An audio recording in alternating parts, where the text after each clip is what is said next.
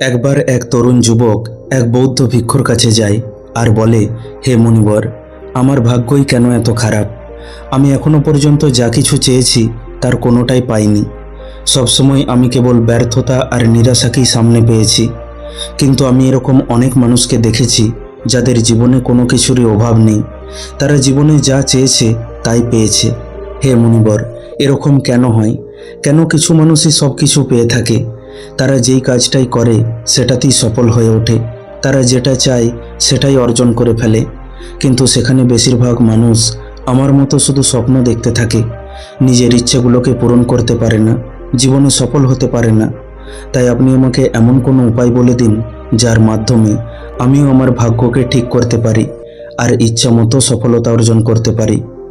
বৌদ্ধ ভিক্ষু যুবকের সমস্ত কথা মন দিয়ে শোনার পর বলেন, তুমি যেসব সফল মানুষের কথা বলছো, হতে পারে তাদের মধ্যে কিছু মানুষ নিজের ভাগ্যের জোরে সফল হয়ে গেছে, কিন্তু বেশিরভাগ মানুষই তাদের ভাগ্যের জোরে সফলতা পায়নি, বরং তারা সেই সফলতাকে উপার্জন করেছে। সফল হওয়ার জন্য আর সাফল্যকে ধরে রাখার জন্য মানুষের মধ্যে কিছু গুরুত্বপূর্ণ অভ্যাস আর পজিটিভ দৃষ্টিভঙ্গি থাকাটা খুবই দরকার, যেগুলো আজ আমি তোমাকে বলতে চলেছি। তুমি কেবল আমার প্রত্যেকটি কথাকে মন দিয়ে শেষ পর্যন্ত শোনো। তারপর বৌদ্ধ ভিক্ষু বলেন, আমরা যদি সঠিকভাবে আর শান্তভাবে দেখি, তাহলে জীবনে আসা যে কোনো সমস্যার সমাধান খুঁজে পাব। আমাদের প্রত্যেককে নিজের শূন্যের খোঁজ করা দরকার। শূন্যের খোঁজ বলতে এমন এক মানসিক অবস্থাতে পৌঁছানো যেখানে কেবল ভালোবাসা, ভালো স্বাস্থ্য, অসীম খুশি ও আনন্দ আছে। যেখানে কোনো রোগ নেই, হিংসা নেই, চিন্তা নেই, সেখানে কেবল সুখ আর শান্তি আছে। নিজের শূন্যের কাছাকাছি পৌঁছানোর জন্য আমাদের সেই সব কিছু করা দরকার যা করতে আমরা ভালোবাসি। প্রতিদিন আমাদের নিজেদেরকে প্রশ্ন করা দরকার যে আমরা সম্পূর্ণ সততার সাথে নিজের লক্ষ্যের পিছনে পরিশ্রম করছি, পজিটিভ ও ভালো মানসিকতা সম্পন্ন মানুষের সংস্পর্শে রয়েছি, আমরা আমাদের কর্তব্যকে নিষ্ঠার সাথে পালন করছি, আমরা আমাদের খালি সময়কে ঠিকভাবে ব্যবহার করছি। এই ধরনের প্রশ্ন আমাদের পজিটিভভাবে ভাবতে বাধ্য করায় আর আমাদের শূন্য পর্যন্ত পৌঁছানোর যাত্রাকে আরও রোমাঞ্চকর করে তোলে, যার ফলে আমরা আমাদের লক্ষ্য নির্ধারণ করতে পারি।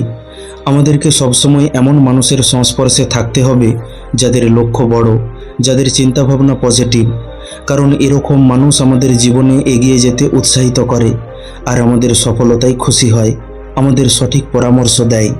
তারপর বৌদ্ধ ভিক্ষু বলেন, আমাদেরকে কখনো স্বপ্ন দেখা বন্ধ করা চলবে না, আর এটা আমরা এই 5টি পদ্ধতিতে করতে পারবো।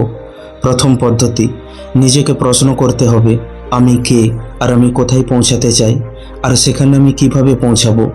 দ্বিতীয় পদ্ধতি, আমাদের লক্ষ্য একদম স্পষ্ট হতে হবে। আমাদেরকে ভালোভাবে জানতে হবে যে আমরা কি অর্জন করতে চাই বা পেতে চাই। তৃতীয় পদ্ধতি, লক্ষ্যকে পূরণ করতে হলে তার জন্য আমাদের একটি নির্দিষ্ট সময়সীমা বেঁধে দিতে হবে। চতুর্থ পদ্ধতি হলো আমাদের লক্ষ্য, আমাদের স্বপ্নের জন্য আমাদের পজিটিভ ও আশাবাদী দৃষ্টিকোণ রাখতে হবে। আর পঞ্চম পদ্ধতি হলো আমাদের লক্ষ্যের প্রতি আমাদেরকে সম্পূর্ণরূপে নিয়োজিত থাকতে হবে। নিজেদের সম্পর্কে আমাদের সর্বদা পজিটিভ ভাবনা চিন্তা করতে হবে। এমনকি একা থাকলেও নিজেদের সম্পর্কে আমাদের নেগেটিভ কথাবার্তা বলা চলবে না, কেননা আমাদের বলা শব্দ সত্যিই অনেক শক্তিশালী। যেমন উৎসাহিতপূর্ণ কথা আমাদের জীবনকে বদলে দিতে পারে, তেমনি আবার নেগেটিভ কথা আমাদের জীবনকে বরবাদও করে দিতে পারে। কখনো কিছু শেখার জন্য বা সফল হওয়ার জন্য আমাদের বয়স আমাদের বাধা হতে পারে না। কোনো কিছু শেখার জন্য বা সফল হওয়ার জন্য আমাদের একটি মজবুত সংকল্প নিতে হবে। যদি মানুষের উদ্দেশ্য ঠিক হয়, তাহলে রাস্তা সে নিজে নিজেই তৈরি করে নেবে। আমাদের কেবল প্রতিদিন নিজেকে এটা মনে করাতে হবে আমাদের লক্ষ্য কী আর আমরা কিভাবে সেই লক্ষ্য পূরণ করব। বিশ্বাস করো, আমাদের এই অভ্যাস আমাদের উৎসাহিত থাকতে, লক্ষ্যের প্রতি কেন্দ্রীভূত থাকতে আর পজিটিভ চিন্তাভাবনা রাখতে সাহায্য করে। আমাদের সাথে যারা কাজ করে বা আমাদের আশেপাশের মানুষগুলোকে যদি আমরা গুরুত্ব দিই, তাহলে তারা আমাদের জন্য আরও ভালো করার চেষ্টা করে, যার ফলে আমাদের সফল হওয়ার সম্ভাবনা আরও বেড়ে ওঠে। আমাদের কখনো বিরক্ত ও চিৎকার চেঁচামেচি করা উচিত নয়। এতে করে আমরা অন্যের নজরে দুর্বল ও কম আত্মবিশ্বাস সম্পন্ন মানুষ হয়ে উঠি। আমাদের সফলতা কেবল এর উপর নির্ভর করে না যে আমরা নিজের জন্য কি করি, বরং এর উপর নির্ভর করে যে আমরা মানুষের জন্য কি করি, মানুষকে উৎসাহিত করার জন্য কি করি। আমাদের সব কাজ করার প্রয়োজন নেই, আমাদের কেবল সেই সব কাজ করতে হবে যা প্রয়োজনীয়, আর বাকি কাজ উপযুক্ত মানুষের মধ্যে ভাগ করে দিতে হবে। এর ফলে সামনের জন্য নিজেকে গুরুত্বপূর্ণ অনুভব করে, আর আমাদের কাজটাও খুব সহজে ও ভালোভাবে হয়ে ওঠে। আমাদেরকে সবসময় জিতার জন্য ভাবতে হবে, কারণ যারা জিতার কথা ভাবে আর নিজের উপর বিশ্বাস রাখে শেষ পর্যন্ত তারাই জিতে। এটাই জিতার নিয়ম, এটা এভাবেই কাজ করে। আমাদের খেয়াল রাখতে হবে যে আমাদের সন্তানদের সামনে আমাদের ভালো ব্যবহার করতে হবে, কারণ একটা ছোট বাচ্চা তার মা বাবার ব্যবহারকেই আদর্শ ব্যবহার মনে করে আর সেগুলোকেই নকল করতে থাকে। তাই আমাদের পরের প্রজন্মকে ভালো সংস্কার দেওয়ার চেষ্টা করতে হবে। আমরা জীবনে যা পেতে চাই সেই সম্বন্ধে প্রশ্ন করতে হবে, খুঁজতে হবে, আর দেখবে আমরা সেটা পেয়ে যাব যেটা আমরা পেতে চাই। সফল মানুষেরা সঠিকভাবে প্রশ্ন জিজ্ঞাসা করার কৌশলের জন্য তারা সেই সব কিছু অর্জন করে ফেলে যা তারা পেতে চায়। যে কোনো প্রশ্নকে সঠিকভাবে জিজ্ঞাসা করার কৌশল আমাদের সঠিক উত্তর খুঁজতে সাহায্য করে, আর এটা একটা খুবই ভালো কৌশল। যারা সফলতার কামনা করে তাদের মধ্যে এই কৌশলটা থাকা অত্যন্ত প্রয়োজন। তারপর বৌদ্ধ ভিক্ষু বলেন, জীবনে সফল হতে গেলে একজন ভালো লিডার হতে হবে, আর একজন লিডার হতে গেলে এই 7টি অভ্যাসকে আপন করতে হবে।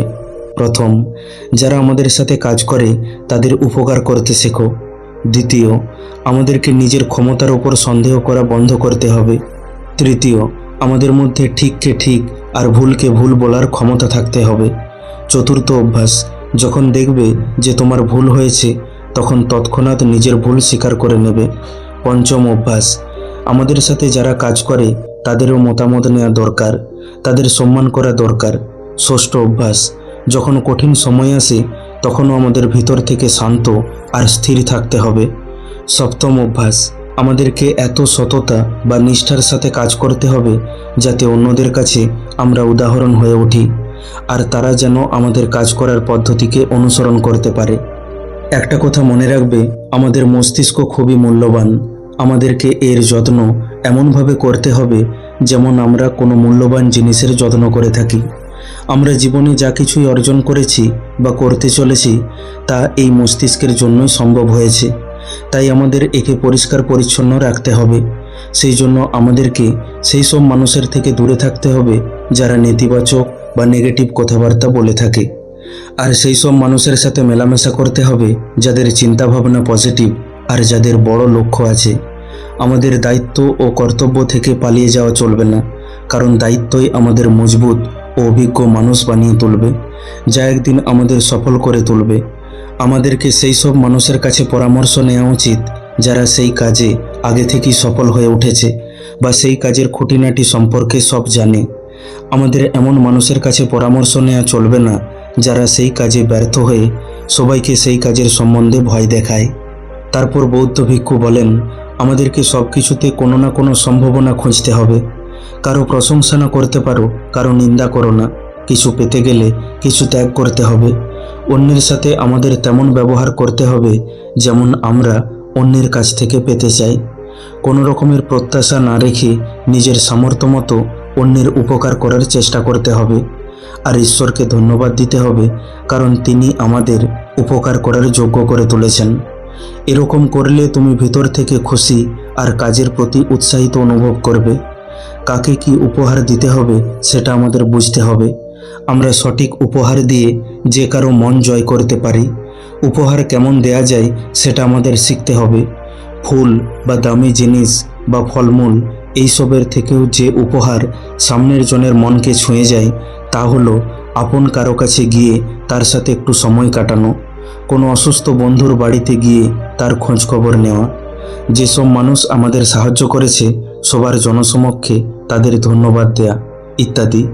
আমাদের কাউকে উপহার দেওয়ার আগে উপহারকে সেই মানুষের অনুরূপ করে তুলতে হবে যাকে আমরা উপহারটি দেব। আমাদেরকে উপহারের দামের উপর জোর না দিয়ে সেই ব্যক্তির আবেগকে বুঝতে হবে। খেয়াল রাখতে হবে উপহার যেন তার আবেগের সাথে মিশে যায়। যদি আমরা এমন কাউকে উপহার দিই যা সে কোনোদিন আশা করেনি, তখন সেই উপহার অমূল্য হয়ে ওঠে। আমাদের সাথে যারা কাজ করে তাদের চিন্তাধারা, সঠিক পরামর্শ ও বুদ্ধির জন্য তাদের প্রশংসা করতে হবে, আর তাদেরকে উৎসাহিত করতে হবে যাতে তারা কাজের প্রতি সঠিক নির্ণয় নিতে পারে। এর ফলে তাদের মনোবল বেড়ে ওঠে, তাদের মনে আমাদের প্রতি বিশ্বাস বেড়ে যায়, আর তারা তাদের সেরাটা দিয়ে আমাদের জন্য চেষ্টা করে। আমরা কারো সত্যি সত্যি প্রশংসা করে তার মন জিততে পারি, যেমন কারো বুদ্ধি, কারো সৌন্দর্য, কারো বাড়ি, কারো সাফল্য, কারো পরিবার ও ব্যবহারের প্রশংসা করতে পারি। যখন আমরা নিজে চুপ থেকে অপরকে বলতে দিই আর তার মনের কথা মন দিয়ে শুনি, তখন তার ভালো লাগে। তাতে সে সফলতার কথা বলুক বা সমস্যার কথা, আমরা যদি সামনের জনের কথা মন দিয়ে শুনি, তাহলে আমরা তার বিশ্বাস আর সমর্থন দুটোই জিততে পারি। কারো কথা মন দিয়ে শুনলে তার চোখে তুমি একজন ভালো মানুষ হয়ে উঠবে। যখন মানুষ তোমার চর্চা করবে, তখন জানবে তুমি তাদের থেকে এগিয়ে যাচ্ছ। নাম আর পুরস্কার না পেলেও আমাদেরকে আমাদের সবটুকু দিয়ে চেষ্টা করে যেতে হবে। হয়তো এখন কেউ তোমার কাজের নাম আর ক্রেডিট নিয়ে নিচ্ছে, কিন্তু সঠিক সময় তোমাকে তোমার পুরস্কার ঠিক দিয়ে দেবে। যারা আমাদের নিন্দা করে, আমাদের কাজের ক্রেডিট নেওয়ার চেষ্টা করে, তাদের প্রতি কিভাবে বদলা নেওয়া যায় সেই নিয়ে ভেবে আমাদের সময় নষ্ট করা চলবে না, বরং তাদের অসুস্থ মনে করে তাদের কথা ভুলে যাওয়া উচিত। কারণ যদি তোমার মধ্যে প্রতিভা থাকে আর তোমার মুখের কথার দাম থাকে, তাহলে তোমাকে সফল হওয়া থেকে কেউ আটকাতে পারবে না। নিজের প্রতিভাকে জানার জন্য আমাদেরকে একান্তে থেকে নিজের ভিতরে মনোযোগ দিতে হবে, তারপর সেটার উপর পরিশ্রম করতে হবে। আমরা ছোট ছোট ব্যাপারে মনোযোগ দিয়ে বড় বড় সফলতা অর্জন করতে পারি। যেমন যখন সময়ে কোথাও পৌঁছাতে হবে, তখন সেখানে সময়ে পৌঁছে সেই কথা রাখতে পারি। যখন কেউ তার সমস্যার কথা বিশ্বাস করে তোমাকে বলে, সেই কথা গোপন রেখে তুমি তার বিশ্বাস জিততে পারো। আমাদের সফলতা নির্ভর করে আমরা কোন কোন মানুষের সাথে নিজের সময় ব্যয় করি তার উপর।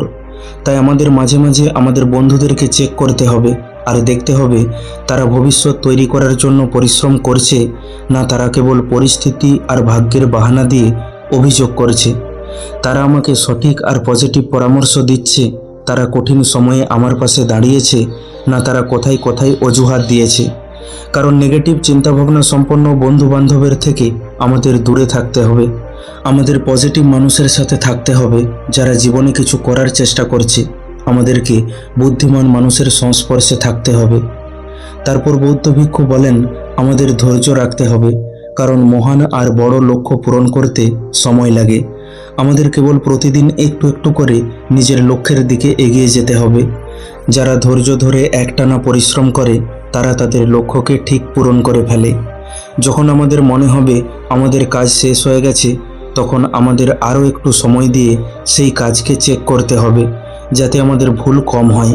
এরকম করলে আমাদের কাজ আরও নিখুঁত হয় আর কাজের প্রতি আমাদের শ্রদ্ধা আসে। আমাদের এটাও খেয়াল রাখতে হবে যে টাকা পয়সা যাতে আমাদের উপর আধিপত্য বিস্তার করতে না পারে, তার জন্য আমাদের ইনকামের কিছু অংশ দান করে দিতে হবে। এতে আমাদের ধনের শুদ্ধি হয় আর মনে শান্তি আসে। আমাদের কখনো অহংকার করা উচিত নয়, কারণ জীবনে সফলতার চূড়ায় পৌঁছাতে অনেক সময় লাগে, কিন্তু সেখান থেকে নিচে পড়তে বেশি সময় লাগে না। তাই কোনোদিন নিজের অর্থের ও ক্ষমতার অহংকার করো না। তারপর বৌদ্ধ ভিক্ষু বলেন, জীবনে কখনো শেখা বন্ধ করো না। তাই নিজেকে সবসময় একটি বাচ্চার মতো কৌতূহলপূর্ণ রাখার চেষ্টা করবে, যাতে কোনো কিছু শেখার আগ্রহ বজায় থাকে। শেখার আগ্রহ বজায় রাখতে হলে আমাদের ভিতরের বাচ্চাটাকে জাগিয়ে রাখতে হবে। আমাদেরকে নেগেটিভ ও নিরাশাবাদী মানুষের থেকে দূরে থাকতে হবে। আমাদের সফল মানুষের থেকে যুক্তি পরামর্শ নিতে হবে, আর অসফল বা ব্যর্থ মানুষের থেকে শিক্ষা নিতে হবে। আমাদের চ্যালেঞ্জিং ও বড় লক্ষ্য বানাতে হবে, কারণ লক্ষ্য না থাকলে জীবন অর্থহীন হয়ে ওঠে। লক্ষ্যই এনার্জি। যত বড় লক্ষ্য হবে, সেই লক্ষ্যকে পূরণ করার জন্য আমাদের ভিতরে তত বেশি এনার্জি উৎপন্ন হবে। তারপর বৌদ্ধ ভিক্ষু বলেন, আশা করি তুমি বুঝতে পেরেছো সফল হতে গেলে কোন কোন জিনিসের প্রতি তোমাকে ধ্যান দিতে হবে। সেই যুবকটিও এই জ্ঞানের জন্য বৌদ্ধ ভিক্ষুকে ধন্যবাদ জানিয়ে সেখান থেকে চলে আসে। বন্ধু, আশা করি ভিডিওটি থেকে আপনি কিছু শিখতে পারলেন। ভিডিওটি ভালো লাগলে লাইক করে দিন আর আপনজনের সাথে শেয়ার করে নিন। প্রতিনিয়ত এই রকম শিক্ষামূলক ভিডিও পেতে এখনই আমাদের চ্যানেলটিকে সাবস্ক্রাইব করে দিন। খুব তাড়াতাড়ি ফিরে আসব অন্য একটি শিক্ষামূলক ভিডিও নিয়ে। ভালো থাকবেন। ধন্যবাদ।